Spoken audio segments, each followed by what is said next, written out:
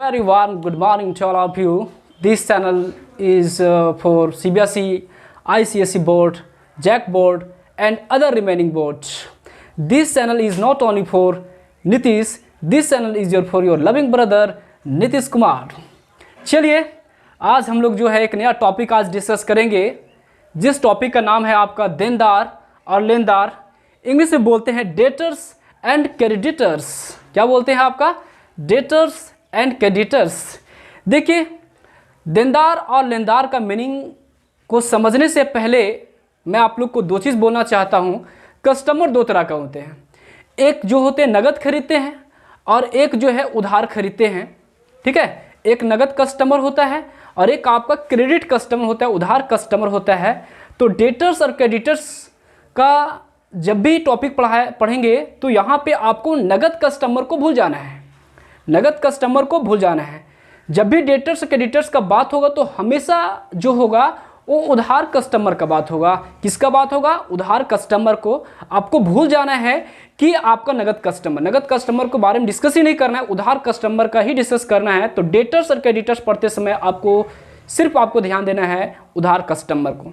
चलते हैं, अब देखते हैं देनदार क्या होता है। देनदार हिंदी में बोलते हैं देनदार और इंग्लिश में बोलते हैं आपका डेटर्स। ठीक है, तो जब कोई बिजनेसमैन किसी कस्टमर को उधार माल बेचते हैं, जब कोई बिजनेसमैन किसी कस्टमर को उधार माल बेचते हैं तो उधार कस्टमर जो है आपका बिजनेसमैन के लिए देनदार कहलाएगा, डेटर्स कहलाएगा। क्या कहलाएगा? डेटर्स कहलाएगा। उदाहरण के तौर पे यहाँ पे राहुल जो है वो बिजनेसमैन है। राहुल क्या है? बिजनेसमैन है। राहुल जो है वो आपका बिजनेसमैन है। तो यहाँ पे राहुल ने क्या किए? सोनू को 2 लाख का उधार माल बेचे। कितना का? आपका 2 लाख का। तो यहाँ पे जो है सोनू जो है राहुल के लिए जो है देनदार कहलाएगा।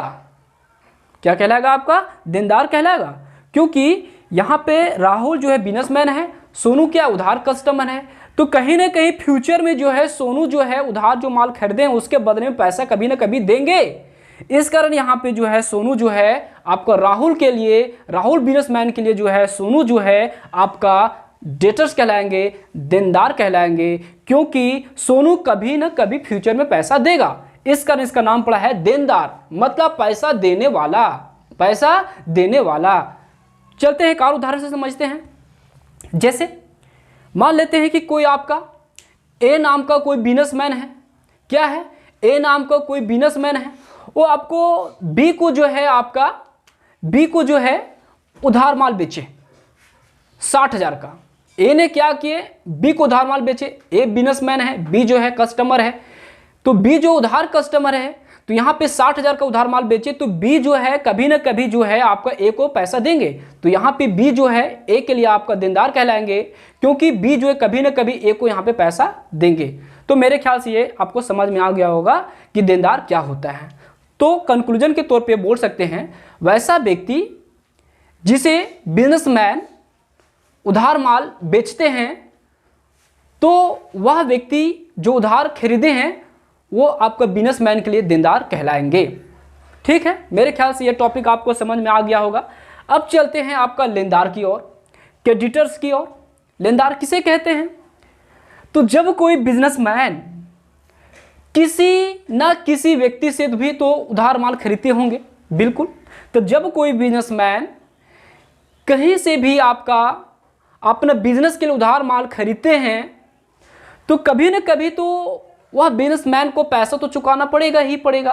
तो जब कोई बिजनेसमैन किसी व्यक्ति से उधार माल खरीदते हैं तो जिस व्यक्ति से उधार माल खरीदे हैं तो वह उधार देने वाला व्यक्ति जो है वो बिजनेसमैन के लिए जो है क्रेडिटर्स कहलाएंगे। क्या कहलाएंगे? आपका क्रेडिटर्स कहलाएंगे। जैसे यहाँ पे राहुल बिजनेसमैन है।